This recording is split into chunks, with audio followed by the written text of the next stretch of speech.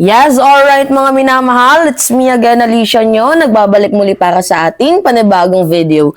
So, alam naman natin ngayon no, na itong si President Bongbong Marcos ay nagbigay po, yes, ng press conference. So, actually, to be honest, hindi ko pa po napapanood ang video ni PBBM. Pero I think it will rely din, kaya siya nagpa-press briefing ngayong araw dahil nga din po sa magaganap, 'di ba? Bukas na rally ng 3 araw dito nga po ng religious group, which is nga po yung Iglesia ni Cristo. So, mukhang seryoso din kasi itong si Moon Tulfo sa kanyang mga inilabas na name, 'di ba?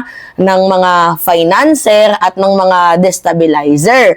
So, hindi naman actually dapat yan kabahalaan. Pero ang problema kasi dito, baka mamaya kapag hindi tayo nakapag-ready, sabi pa nga nila, it is better, prevention is better than cure. So, malarapat nga lang talaga na bigyan ito ng malawakang bantay ng ating mga military corps at ng ating mga kapulisan. So anyway, sabi dito sa balita mga minamahal, according to the Philippine Star, yan, basahin natin PNP to deploy over 16,000 cups for INC rally.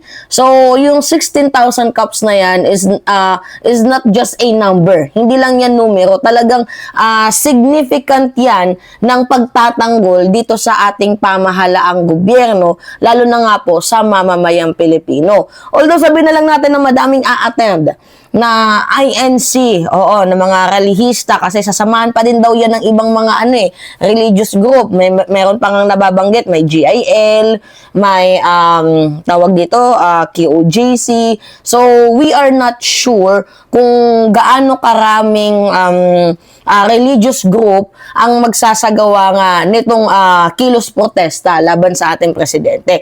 Actually, dapat, kung ako yung tatanungin, dapat, hindi ko naman sa nila lahat, pero sa mga ganitong klaseng issue, yung naninigaw sila ng, sumisigaw sila ng transparency, sumisigaw sila ng public accountability. Di ba, supposedly, dapat yung mga simbahan, yung mga mahilig mag-rally, patawan din to ng tax Kasi yung mga simbahan na to, free tax yan sila, wala silang binabayaran at wala din yung accountability.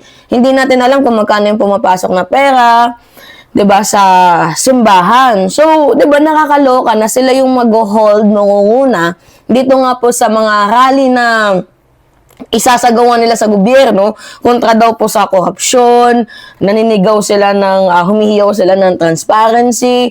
'Di ba? Nakakatawa mong isipin doon sa punto na 'yon na in the first place, hindi nga kayo nagbabayad ng tax. So, ano pa ba yung reason ninyo? Di ba, para sumigaw ng transparency? Supposedly, di ba, dapat kayo yung tawag dito, kayo tong pinakatahimik. Kasi kayo yung hindi nagbabayad ng tax, mga mamamayang Pilipino ang nagbabayad ng tax. So, bakit kayo yung mangunguna sa pananawagan ng transparency na hindi nga kayo nakakatulong sa pagpapa-improve ng ating gobyerno? So, anyway, sabi dito, over 16,000 police officer will be deployed during the 3-day Iglesia ni Cristo rally from November 16 to 18. So, na-move pala.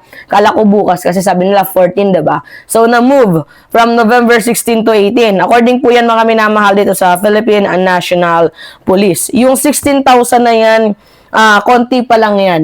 Sabi ko sa inyo, kailangan madagdagan pa yan. Kasi hindi natin alam kasi may mga nababalitaan tayo, mga minamahal, na sobrang delikado ng rally na yan. Kasi parang merong magaganap na sacrificial lamb.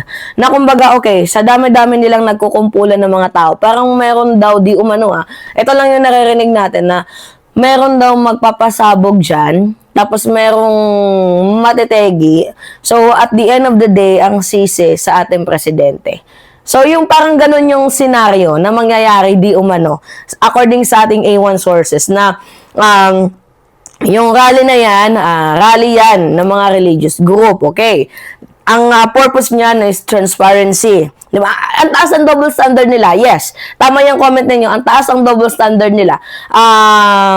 Tawag dito, magpaparali sila for public accountability, for public transparency. Na in the first place, di ba dapat kino-call out nila si Sara Duterte. Tama yung mga comment nyo na yan, mga minamahal. Kaya nga din ako, kahit ako nagtataka. So, ang taas ang double standard nila na mananawagan ng tawag dito, mananawagan sila ng public accountability and transparency na in the first place, bakit hindi nila muna i-call out? Diba? Itong si Vice President Sara Duterte. Ukol nga po dito mga minamahal sa sinisigaw nila na accountability. Now, anyway, going back sa ating topic, ito na nga.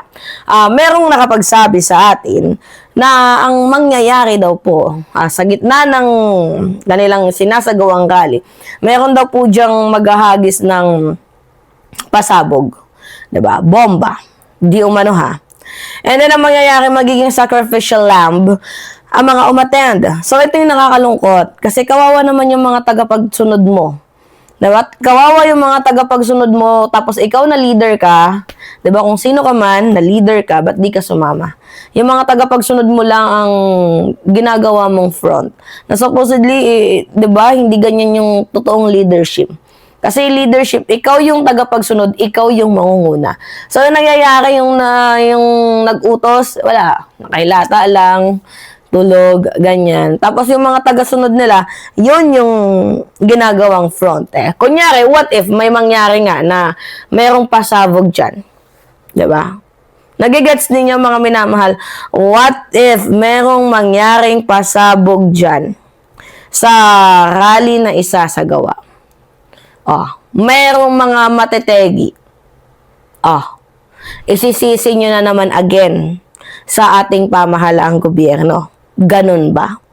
Ganun ba kakikitid ang utak ninyo? Kaya delikado yung rally na yan. Hindi ko kayo pinagbabawalan kasi freedom niyo yan kung umattend kayo or hindi. Nasa sa inyo yan. Walang pinagbabawal si Mima as long as gusto kong maging safe kayo. Meron pa din pagmamahal si Mima Alicia kasi hindi naman halos lahat, to be honest, may mga kaibigan tayo at kapatiran na hindi sumasang-ayon sa isinasagawang rally. So, hindi naman lahat ng nasa na yan, religious group na yan, ay totally bulag. Ang iba ayaw lang talagang magsalita kasi baka mamaya hindi natin sure, diba? Ayaw lang talaga nilang magsalita. Ngayon, ang punto lang natin dito mga minamahal, mag-ingat kung sino man yung dadalo, kung sino man yung pupunta, kung sino man yung mga dyan sa magaganap at isasagawang rally niyan, mag-ingat kayo. Kasi hindi natin alam yung mangyayari. Kung magkasugatan, kanino pa din yan? 'Di ba? Sa inyo pa din yan at the end of the day. Hindi naman kayo isasalba ng nag-utos sa inyo. 'Di ba? So, gumagawa lang sila ng way para tumaas yung tension ninyo na magkaroon ng hate sa ating gobyerno. Ganun lang yung ginagawa nila. Ginagamit lamang nila kayo. Kaya kung ako sa inyo, kung po pwede, yung niluluto na yan, na rally na yan, huwag na kayong dumalo. Para sa safety at kaligtasan ninyo.